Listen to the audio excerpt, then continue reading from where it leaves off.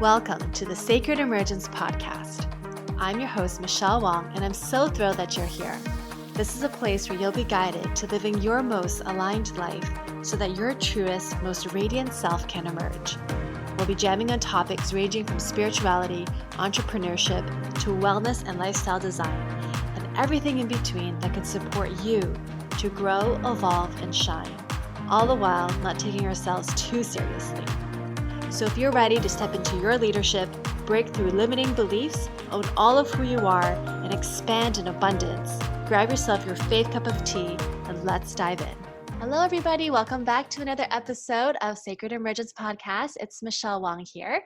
And today I am so excited to introduce you to my dear friend, Jennifer Lucero-Earle, who is the creator of ArcanaDance, beautiful black belt Nia teacher.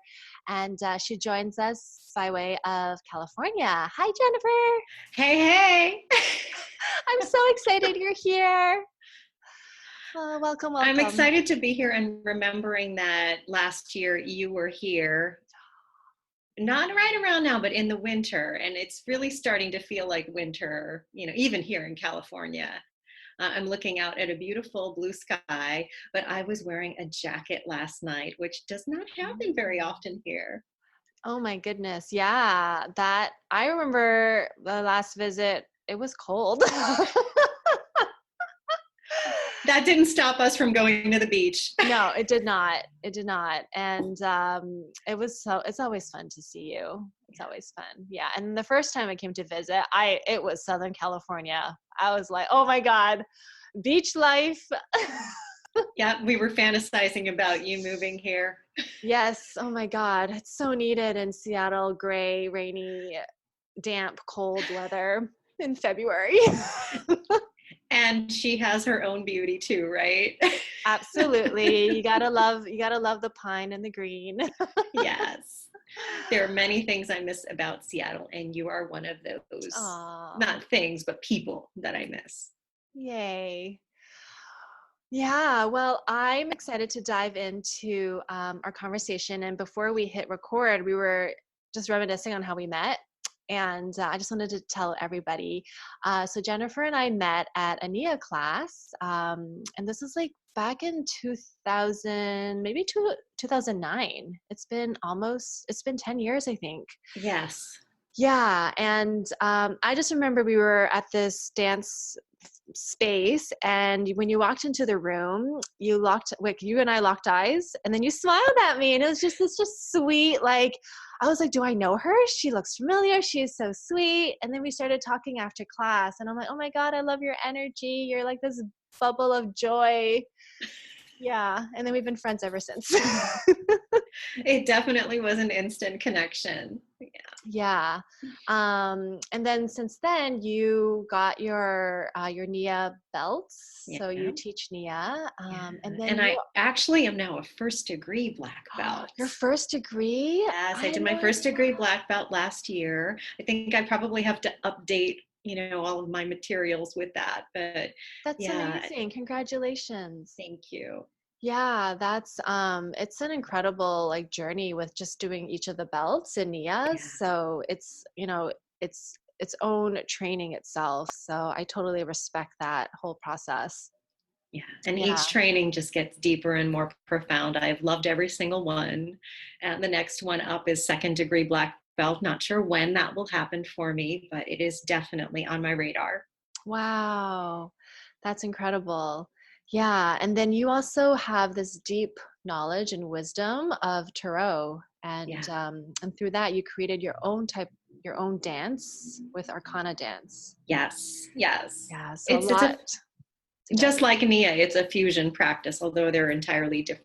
And, we'll go a little bit more into that in a bit, but I'm really grateful that you've had a chance to experience both. We met in a Nia class, and you've also been to a number of ArcanaDance classes and workshops. Mm-hmm. Yeah. And it's so interesting how with Tarot, and just I love how you pull in the piece of the embodiment of it, through movement. Yeah. Because I feel like we can linearly rationalize Tarot and all that, but it comes to life when we move into our bodies with it. So Yes. yeah. That is my goal, or my great charge in life is to bring the world, or whoever's open to it, an experience of tarot through the language of the body. I love Yeah. that. Yeah. And I have to say, like, I don't know if I ever told you, but like cause I had such a, like, my own background, my own upbringing was pretty religious. I grew up Yeah. Catholic. And so like the idea of working with cards and using that as like a way to make decisions, like when I first heard of it, I was like, that is so weird, you know? And so when I learned that you did tarot, at first I was like, really? And it was, I mean, you were really awesome. And I was like, but I don't know if I'm open to tarot. And then the more I got to know you, I was like, I want to learn more about tarot. So you inspired me to be open to it. I appreciate Yeah. that. And you had shared that with me, and a number of people have. And I know you know this, that of all the people that you've met through your life, everybody approaches tarot differently. And for me, I actually fully believe in free will and self-determination. And you know that, like, Mhm. that's something that's one of my core values. And so while a lot of people use tarot for divination, I feel like it's been an essential tool for me anyway, for self-revelation, self-inquiry, to explore my options, to go deeper with a topic, to get a different perspective, to influence my decision making. But by no means do I allow the cards to make a decision for me or Mm. dictate, what an outcome will definitively be. I think that I can influence that through my own actions and intentions. And I just love it's like a good friend reflecting back something to you with great love and honesty, and sometimes like a little bit too much straightforwardness. I kind of look at it as a relationship, in that way. And I really appreciate that you trusted me, and you trusted our friendship, and you were receptive to the experience. So I'm really Mm. grateful for that. And yet I also know that everybody approaches tarot reading and working with tarot as a tool from different angles. Yeah, and you offer a very beautiful, safe way.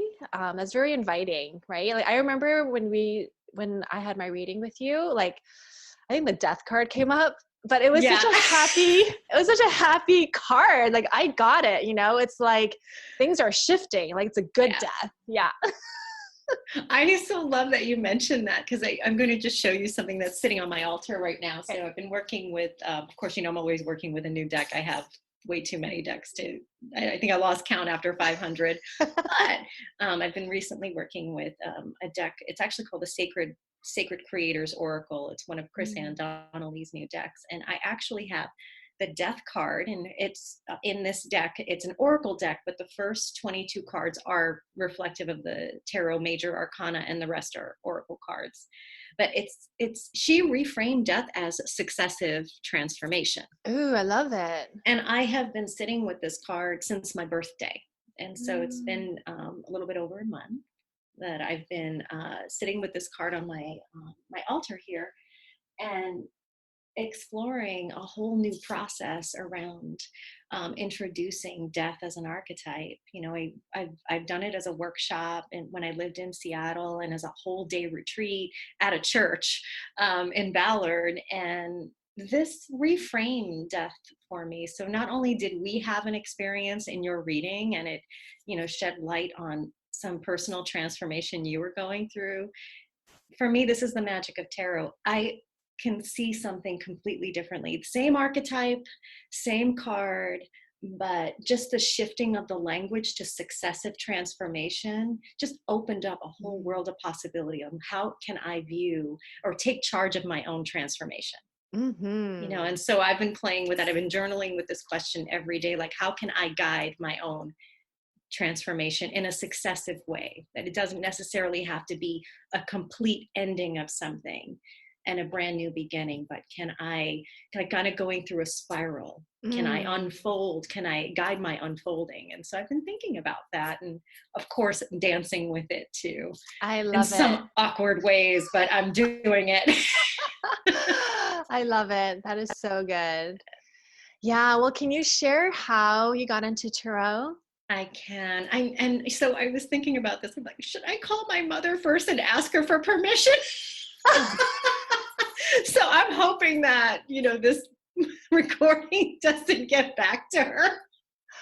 So Well, I have shared this in every workshop, and I know she's so private, and of course, I love her to pieces for that. But I actually was introduced to tarot through my family, through my mom, and I'll call a woman who was like my godmother, um, was a reader in our family. And the first time I became aware of her, I met her before, but I became aware of her around the age of 2. So of course I knew her at birth, but my awareness, my first memories of her rather are from when I was 2 and watching her read cards. And I was so fascinated with the images and her storytelling, um, and how animated she got when she read.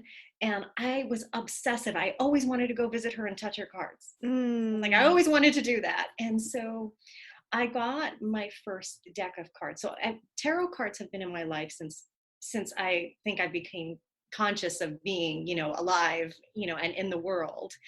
But my first deck came to me when I was 11. And I started reading actively around that time. I cannot say publicly that I read well. I was 11. Let's be clear. That's incredible. The fact that you were working with cards at age 11, that's really incredible. And I was pretty, I want to say both reserved and shy.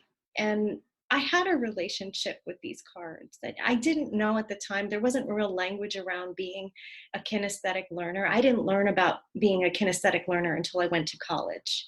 But there was something about working with these cards. Like I intuitively knew, what stories they were sharing and how they related to my experience. So when I first started working with them at around 11, it was more around like kind of like a memory game, like using it for storytelling and kind of matching up. Well, if I match up these cards, then this is the story I'm going through right now. So they were perfectly relatable to me as an 11-year-old. And then I started playing with, like, can I ask it questions and get an answer about, am I going to pass my math test? Or, does this boy like me? Or is my friend lying to me? Like all the things you think about, you go through as the important stuff. Right. So, it's so funny how questioning is everything in tarot. My questions have evolved from being so simplistic and like one-sided or dualistic to being much more like, how can I go deeper with a topic? But so I started working with them when I was 11 and just evolved. It has been the most consistent aspect of my life. There are things that have come and gone. Things that I have been introduced to that I've become interested in, but tarot has been there. Since I was 2. It has been the thread that has been with me, and I didn't integrate it into my everyday life until 2014. It was always there. I always read for people, but it was like siloed off from, well, I have a day job, and then I have this other world that I'm a part of, or that is an integral part of me. So for a long time, I wasn't even honoring, how important this practice has been for me. And it really took leaving my day job, which was really important to me, but it took me leaving it to really allow this part of my life that was so natural to me to take the lead. And I had no idea that, ArcanaDance is an evolution of, what used to be called the Embodied Tarot, which was something I created in 2003 in grad school when I realized I was a somatic learner. And I understood that my relationship with tarot was never about memorizing what the cards mean. It was always about being in a dynamic relationship with an image, letting it talk to the primal part of my brain, knowing that whenever I saw an image, I had a physical, emotional response. Every emotion has some physical sensation, but I wasn't aware of that until I was in grad school. When my whole program was designed around somatic learning. And so, I think that I love how many people are becoming interested in tarot cards now. They're everywhere. I mean, you know, my local bookstore, Barnes and Noble. I went down to the beach one day and there was a woman holding her, you know, her wild unknown tarot deck. And I No was like, way. oh my gosh. And I'm so excited to see the interest in it. And yet, of course, there's that like little mama bear part of me that's like, it's so much more than divination. Yeah. It's like this, the most incredible tool for self-understanding, you know, Yeah. and self-determination. And so, you know, I hope that that answers the question, but it has been with me since I was a child. And in my formative years, I think about being 11 and how much, you know, my identity was centered around. I brought tarot cards to school in my school bag, and you know, I was reading poorly for friends, and and I loved it. And it was, I never had a moment where I thought this is not what I'm supposed to be doing, you know, until it never occurred to me though that it could be like a job, you know, or a livelihood, not a job, but like a livelihood, even though that's clearly what my godmother was doing. So, but again, did not register. Right. So. Do you remember your first deck, like what it was? Yes. My first deck was the Mother Piece, by Vicki Noble, and it's a round deck. There are two round decks that I got as a young woman, or young girl. I call myself a young woman, 11-ish. Daughters of the Moon and Mother Peace were both round decks, and they were really grounded in feminism. Wow, that's awesome. Kind of understanding the role of the feminine and the goddesses, and they were multicultural. That is so at least and visually. Yeah. And now there's a whole conversation going around cultural appropriation in them now, but that wasn't happening at the time. And I'm grateful for those decks because there were women that looked like me in them, or you know, as a little girl, like, oh my gosh, the magazines didn't reflect me, the television didn't, but these cards did. And the only thing horrifying about them, especially for my mama, was that there were a lot of nude women in them, because you know, but you know, she was fine, and clearly I was fine. But I love the representation of seeing these warrior women, still the same archetypes. So I was never introduced to a traditional deck. However, my godmother used a traditional the Spanish tarot, a traditional deck. Only the first 22 cards were illustrated. The remaining 56 were not. Oh, I didn't know that. And I was still like, I could still see by geometry, by design, what those sticks meant flying all over the place, what those fears evoked in me. I still got a story from them. But it was when I opened my first deck and it was all 78 cards were illustrated. I mean, I basically I don't think I left my room for days. No, I'm sure I did, but I didn't want to. Was just completely immersed in these stories, each one like always finding something new. And then from there, you know, I did get a couple of traditional decks later on, I think maybe at 13 and 14, but those were the ones that really spoke to me at the time. And I loved that they were round. Yeah, I was going to say, like, you hardly see round ones. So the fact that those are your first decks, like, that's so cool. It was. And I somewhere in storage, I have a picture of like so I used to take the cards that I chose like at 11 and 12. And I had this, I can only call it like a basket hanging on my wall above my bed. And every time I pick a card, I'd like put the card in the basket and it would stay there for, you know, a couple of days. And somewhere I have a picture of that. And if I get one, I will send it to you. Yeah, if I can find it, I will send it to you. So you can see how that I had a red wall. And a red brick wall, and the cards just stood out against this red brick wall. Oh, that is awesome. Wow. I love how just like integrated it was in part of your life. Yeah. And that's part, but I do want to say that's part of one thing about tarot that how I use it is through ritual. And I grew up rooted in ritual. So it made sense to me to take the image and have it visible, and to kind of look at it as an anchor, as a reminder of, okay, remember, this is an opportunity today, you know, or this is something that, you know, I can tap into, using different language, obviously. And that's my language now. I don't remember what I was thinking when I was 11 or 12. I just knew that I want to be that on the wall. That's where my head was. Mm-hmm. Well, I have to say, like, because you said you learn by you're a kinesthetic learner, and so that it makes so much sense. Because I remember, like, I'd pull a card, I'd be at your place, or it'll be through a reading, and then you're like, oh, what is this card? Like, you're trying to like have me like kind of interpret the card. And I'm like, well, it says it says this and this, and you're like, well, look at the image. I'm like, okay. And like, you got it. And I'm just trying to figure it out. So I just like, it makes so much sense because like you get this download and it's like when you say it, I'm like, oh yeah, it makes so much sense the way that you talk about it. Yeah. Well, so think about like human beings we're visual. Most of us are visual. I mean, we're all visual. We are. Long as, we have our visual sense intact, but we're also wired for story. Mm-hmm. And so when, when we first met and we connected through a smile, there was a story there of, oh, there's joy, there's warmth, there's connection, maybe there's a friendship. So the story is automatic. It starts to unfold. And it's no different, I think, with looking at a card. I think the challenge is you can't unsee the word that's on it. Right. That's a challenge. I can say, well, don't pay attention. Don't look at the word, don't pay attention to it. And yet I know you can't unsee it, right? I know that.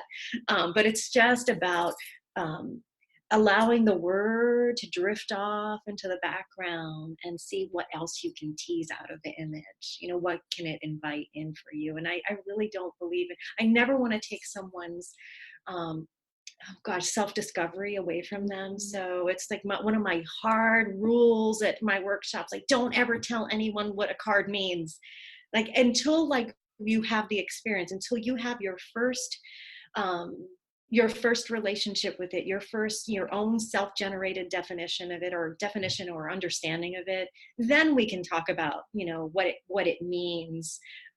Or what it has meant historically. Mm-hmm. But it's like, robbing someone of their self-discovery is just it's on my pet peeve list. I thank you for saying that, because like there'll be a lot of people who just want to shove their wisdom, and it's like, wait, and then it discounts your own because if they're like the expert, so I appreciate that. Yeah. I was going to ask you something around tarot. There's so many questions. Well, can I tell you what ArcanaDance means? Yeah, yes, please. So, because I get this question all the time. So the word arcana means secret. Although, I took the word arcana, not because I love the words, I love the meaning secret, but arcana is embedded in the tarot. There's the major arcana and the minor arcana. For those who don't know, the major arcana are the 22 major cards, or major archetypes, I call them. And then the remaining cards, they're not minor as in minor, like not significant, but more that they're more snippets of detailed moments in time, than the big things that shift our lives. Mm-hmm. Like the big things like, grief, joy, or like a search for wholeness, our visionary capacity, the archetypes related to mother, father, spiritual teacher, patriarchy, all of those things. Yeah. So the minor cards are not insignificant at all. They're actually, to me, the most relatable. I think it's like day to day. Yeah, I see it as like a fine-tunement, right? Like, yes, it's more of the details. So the word arcana, I actually I didn't want the word like tarot dance. I wanted something that could go beyond tarot, because I work with other archetypes, but the ones that have been defining for me have come from my work with tarot, or my relationship, rather, not my work. It is definitely a reciprocal relationship. I don't work at the tarot; it works me too. So, ArcanaDance means a secret that is revealed through movement to music, because dance is defined as movement to music. So, ArcanaDance is a secret that is revealed to you through a process that includes movement to music, and that is something that I have found with anyone who's experienced ArcanaDance, there's only something that is revealed to you, that is unique to you, that is based on the card that you choose and your relationship with that archetype in that moment. And it's like a fingerprint, and every time it's a different one. And so, that's what I found for myself. And I loved the word. It's one word, ArcanaDance. That's what it is. And it does not require performance or dance experience or anything like that. I am not a dancer. I love to move. I don't identify as a dancer. And I'm taking an African dance class right now, and my teacher can testify to that.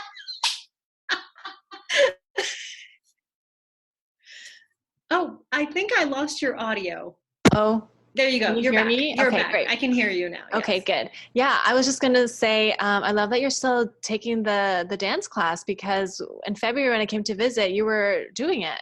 Yeah, I had just started, and I love it, and I want to keep going, and it fills me up. Most times I love to teach, that. But it does require, like, I have to keep count, I have to give verbal instruction and, really accentuate movement.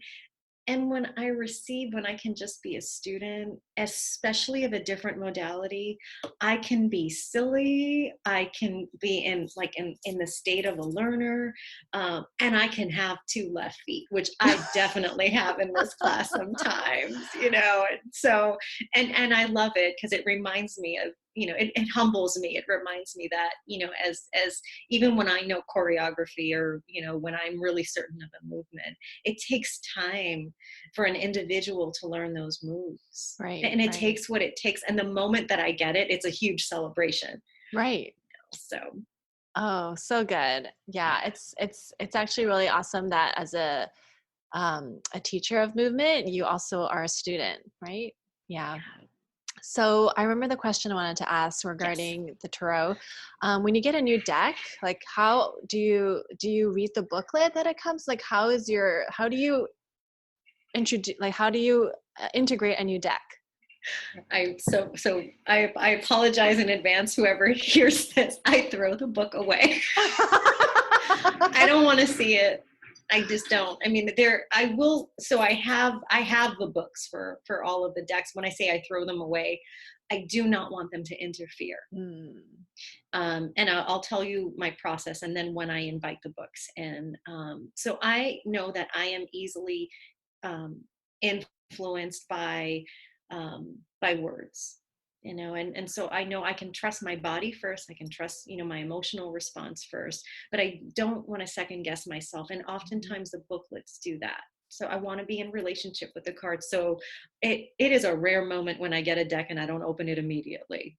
Just notorious for, I'm just going to rip it open. And, the first thing that I do, I actually don't look at every image first. The first thing I do is I pick a card blindly, I shuffle the deck and I ask it, what can I learn from you? What opportunity do I have to learn from you?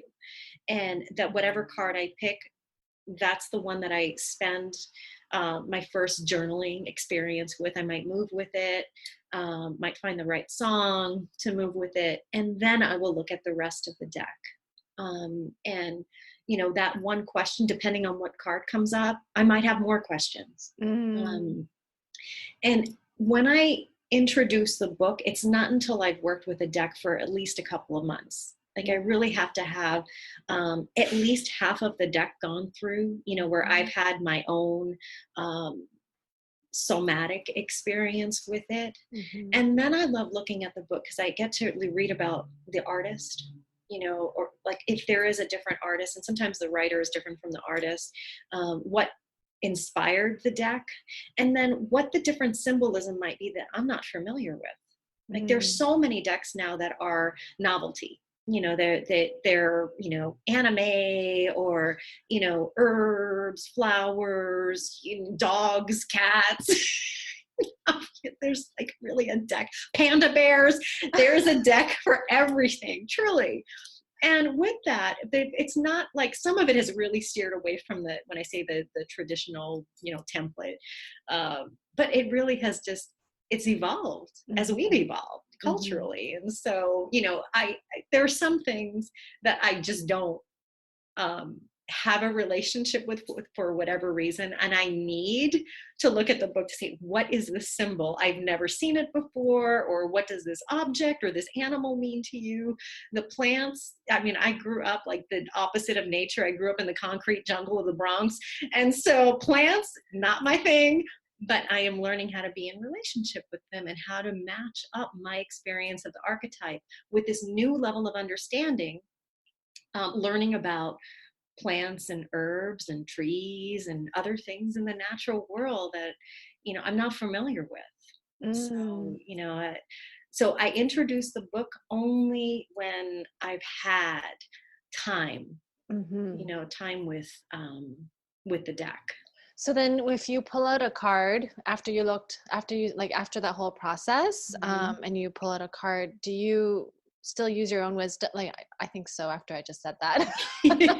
Or do you like think about the book as well? Like what comes through? You mean after I've incorporated the book, or? Yeah.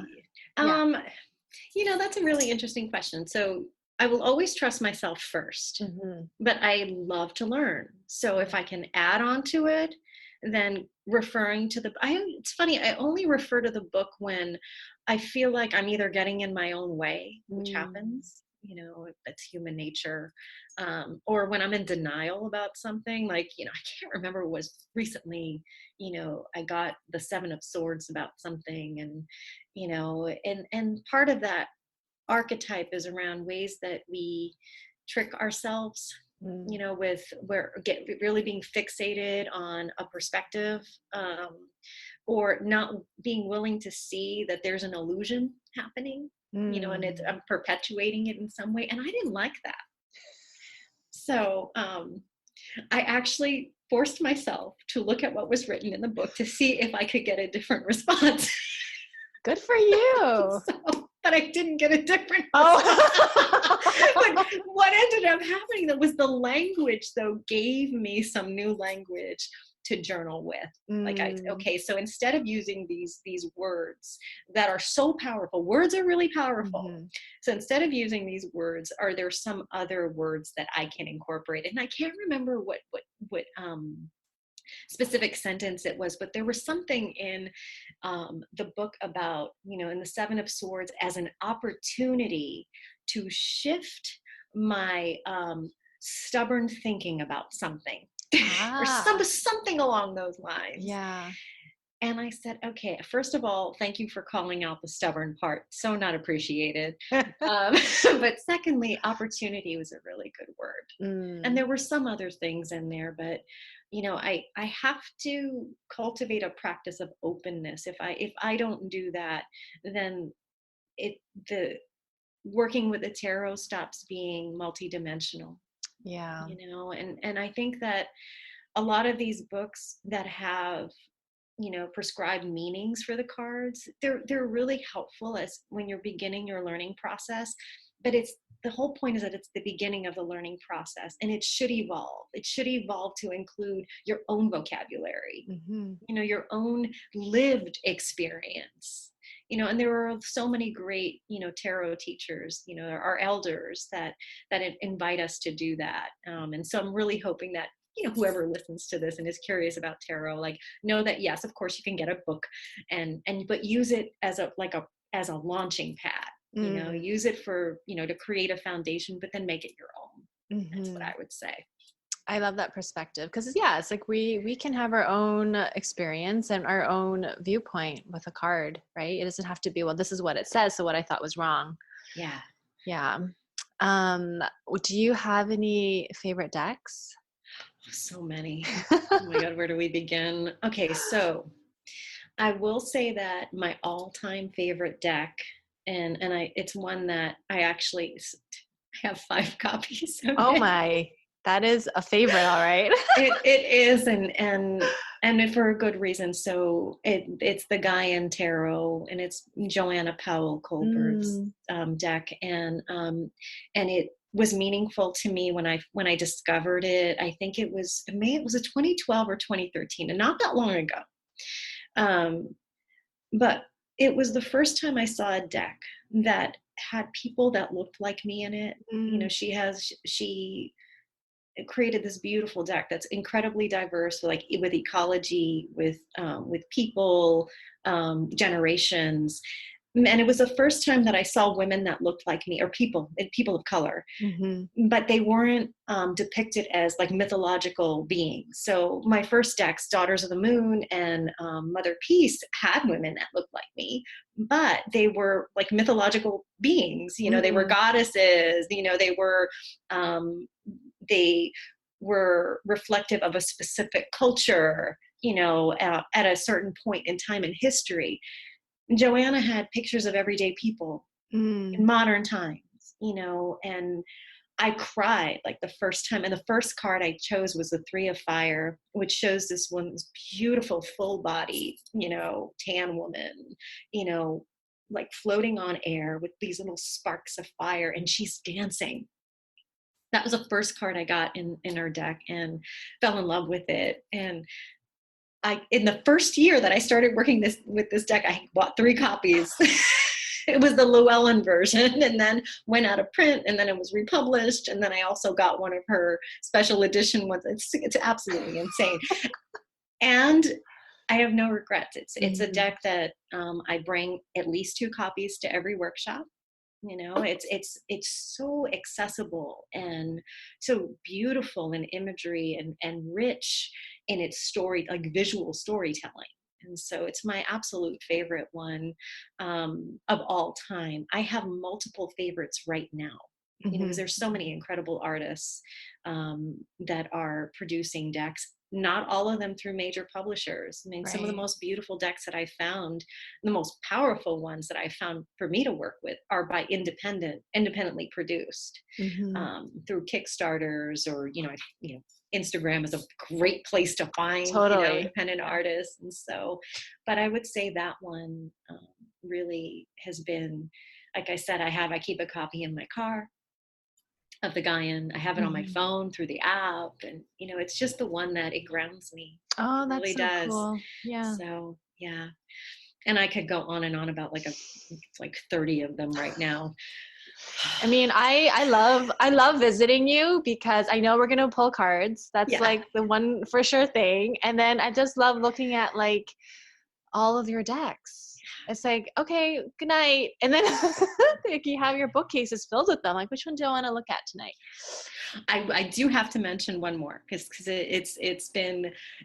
I can probably, can I curse just a little bit? You can Okay, absolutely curse. so there is one deck that has kicked my ass the past few years, and it's called the Next World The next Tarot by world. Christy Rode, and she is, um, I believe she's a Chicana artist, punk rocker. She's part of the LGBTQ community. She is incredible, but she basically transformed these archetypes to be um, representative of different areas around social justice. Mm. And this deck speaks to me because I really care a lot about humanity, and I Mm-hmm. don't know what part. I always ask myself, what part can I play Mm. in making any difference at all? Or it's a question I'm always asking myself. But what her deck did for me was help me connect with um, kind of there are 2 lineages I identify with: being growing up in a very urban environment, and almost all of the cards are like this kind of gritty, like New York style Mm-hmm. imagery, which is not for everyone, and I love it because it feels like home. Mm-hmm. Graffiti Mm-hmm. feels like home. Like things that look like a mess feel like home. That feels good to me. I'm like, I can relate to this. But when Yeah. I look at a deck that's like all trees and all nature, I'm like, oh my gosh, I don't want to walk there in the dark. What if there's a bear? So this is what's happening in my consciousness. So I Yeah. love this deck. And the other thing she's incorporated are images of like really strong imagery around poverty, Mm. around uh, identity with like her indigenous backgrounds. she's got the Puerto Rican flag and several cards with, and one of them is like a woman holding the Puerto Rican flag that looks just like my grandmother. And so what she has done for me, and then how it's kicked my ass, has been, it has allowed me to look at kind of the archetypal experience of my life and have the visual to go along with it. Like I can map out different parts of my life, being a daughter of immigrants, and growing up in the Bronx, and being shaped by poverty and by inequality, and understand that it's included in this tarot journey, that the tarot cards used to be an escape for me, and what she did for me with her deck is help me understand that it was never an escape. Now that I have this deck, it helps me see where the archetypes were relevant and reflective of my life, and so I love it. And it's also one I have 3 copies of. So I just love how, like, you seriously live out the tarot. Like, you know what I mean? Like, you truly, it's like, it is a part of you, and the way that you work with it is so beautiful. they're my friends. I They're love my it. family. Yeah, it's like they're kindred spirits. Yeah, they really are. Like, I think about it, think about the variation, 78 cards with multiple, meanings. Like, you can always think, okay, there's at least one archetype for every card, at least. And then, there's the light side, or when I say the dark side, like everything has like a shadow side. Sure. I think about when I ask a question, I can get at least like 150 different perspectives. And that just takes me out of any linear thinking that I may fall into a trap of. And so that's why I'm so grateful for them. Do you ever like pick a card and be like, what? This does not make any sense. Oh, yeah. And you pick another one? Well, yes. And I sometimes pick another one, even if it doesn't make sense. Sometimes I just don't like it. Yeah. There are 2 things there are multiple things that can happen. Sometimes I can pick a card and like, this doesn't, I don't relate to this right now. Right. But I will never put it back. If I don't relate to it, I won't put it back. I'll set it aside, and then I'll pick another one until I reach one that makes sense to me in that moment. And then I'll keep going back to the other ones. If there were more than one, like the other one or 2 or 3, however many there are. And I'll keep going back until not that it makes sense, but until there's an understanding of, oh, what is the message that you have for me? I feel like it's kind of like when I teach, I want to connect with everyone in the room. And if that connection doesn't happen immediately, then I'm always looking for an opportunity to connect. And I feel like I want to do that with the cards too. Like, I don't want to dismiss it. The message may not be relevant right now, or I can't see it where I am in my consciousness right now, but can I invite in some message? Can it bubble up naturally? And that requires me to look at it. I can't just think about it. There's something visually that I need to connect with. Now, that's different from picking a card that I don't like, which happened. And that one I will put back with a quickness and pick another one. But I can't unsee it. The thing is, like, just like we were talking about, like you see the word death on the death card, you can't unsee that. So, I know I can't unsee it. So I'm going through the rest of the deck, tricking myself, psyching myself out. And it is, the funniest thing is, I have friends who can attest to this, who've been present for this, where I said, all right, I'm going to choose another card, and the same card comes up, and I put it back, and I decide to pick another deck, and it comes out in that deck too. So that's when it gets really offensive. You're so funny. I love it. But then at that point, 2 things can happen. Either I call up the worst parts of me that can be a little bratty and stubborn. Sure. And say, you know what? I don't have time for that today. I have free will. You don't exist. Yes, I can go there. I absolutely go there sometimes. Or I can say, okay, what do I need to do to ground myself to look at this and look at this and be, ruthlessly honest with myself about what this is telling me? Because it's always, I don't have that response to a joyful card. It's usually one that triggers something in me, and that's not pleasant. And so I need to prepare myself, in some way to address it. And if I'm not ready to address it, then I'm just going to be snarky about it. I love that's it. That's not going to help me. Yeah. But I love it. But yeah, I have had like one-sided conversations with the card, like, no, you're not going to go there with me today. You put that thing away. So funny. So funny. Yeah. Do you, one quick question and then we need to wrap up. Yeah. Do you, like, if you pull, like, how long do you work with a certain card? Like, do you have it for the day or the week or the month? Like, what's your timeline? It depends on what it is. So I pick a card every day. And if, like this one, the example of showing you the successive transformation one, it's been there since October 7th.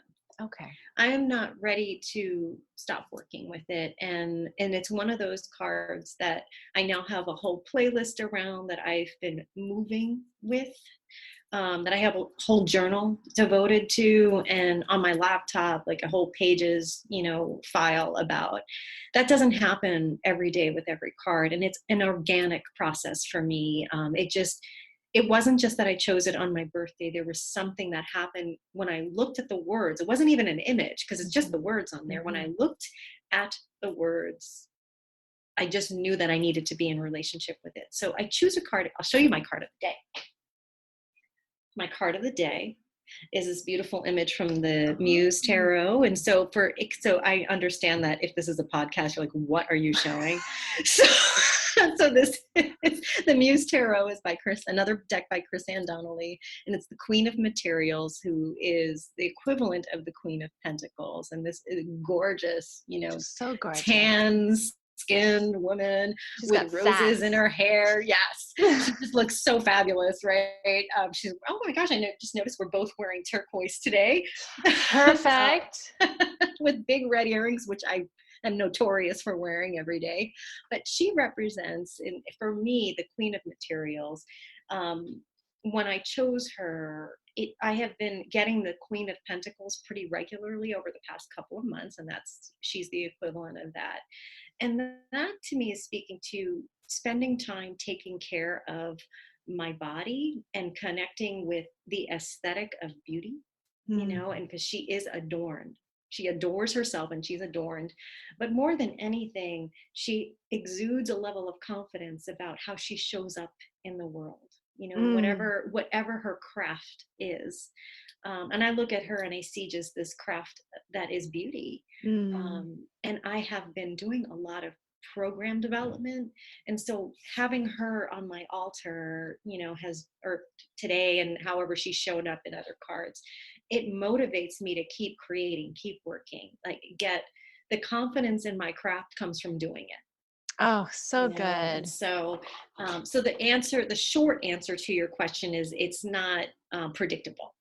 Sometimes there's a card that I will want to layer with movement, with music, with more journaling, with other cards. And then there are some cards that are just, hey, thank you. I needed this message today, or I can take this as an inquiry into my day, and then I'm done with it and I'm ready to pick something the next day. But then there are others, and I can never predict what they are, that have like there's a feeling that comes with it. I saw the word successive transformation and everything stopped. And I said, I need to spend time with this. This is one I need to dance with. And it's often the things that I need to dance with are the things that I have some sort of, I don't want to say block, or maybe like a challenge around going deep with it in just I can go down a rabbit hole in my own mind, and the rabbit hole ends up pretty much in the same place. But if I add movement, I know I'm going to get a different experience. And so that's what, like, successive transformation, complete reframing of death for me. And so that's what I'm working with now. And I don't know what the next one will be. And they almost always influence the workshops I do. You know this, I have not gone in order. Like my first workshop was not the Fool, it was the High Priestess, and then after that, I think it was either the star or the emperor. I mean, it really just, it's what comes up. And I will never, ever teach a workshop without doing, like, I will have the experience myself first. I love that.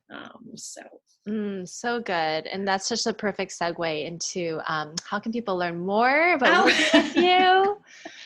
Yeah. I have a website. It's a very long name. It's JenniferLuceroEarle.com. The Earl has an E at the end. I will share that for sure. Yes. And right now, I live in Southern California, but Seattle was where ArcanaDance was born.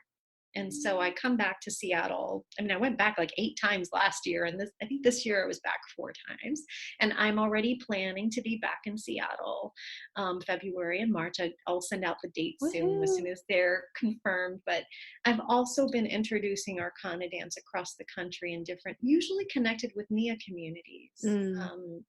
And so, because it's been kind of it's such an amazing community and supportive community. So I've introduced ArcanaDance in Baltimore, Charlottesville. I know you had Susan Tate on, in New York. And I just want to keep sharing it, and New Mexico and Santa Fe. And so I want to keep doing that, to keep sharing it. And I'm much more of an in-person person. There's something about ArcanaDance that has to be experienced live. And yet I also am working on an online course on dancing with the devil. And it's taken me a long time to pull it together, because it's all shadow dancing. And it's relating to the devil through the body. Not through these. I mean, there's so many people doing work around the shadow right now, which is relevant because it's the world we live in. We're faced with it every day. And I appreciate so many people that are approaching the shadow from like the words that they're using. Like there's, gosh, I forget, there's the patriarchy, there's the temptress, like there are all these words. I can't even remember all. The victim. And I think those are irrelevant words. And I just want to kind of strip away the identifiers and just go right to the body.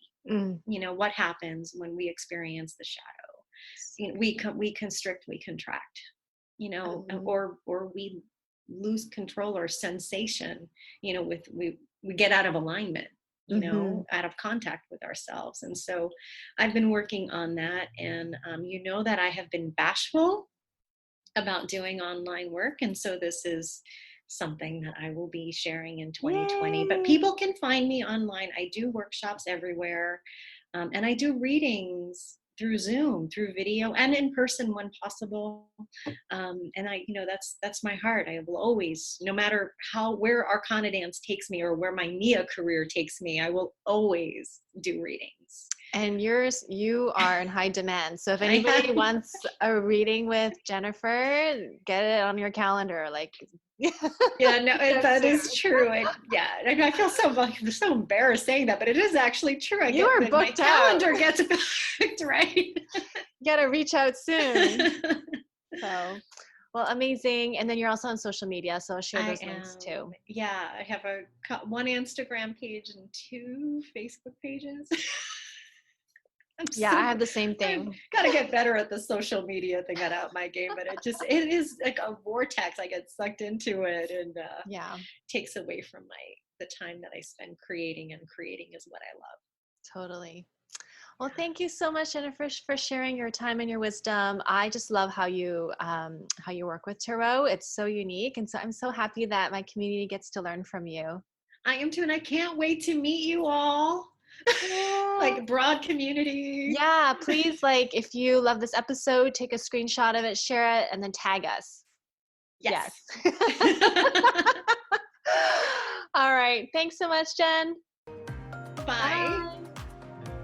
Join our free private Facebook group community, Sacred Emergence, to receive more connection, guidance, and support. And take part in our 5-day Inner Confidence Challenge to not only boost your confidence, but to help activate your inner leadership. Details in the show notes. Thank you for listening to the Sacred Emergence podcast. Make sure you subscribe so you don't miss an episode, and thank you in advance for sharing this with others who can benefit. Until next time.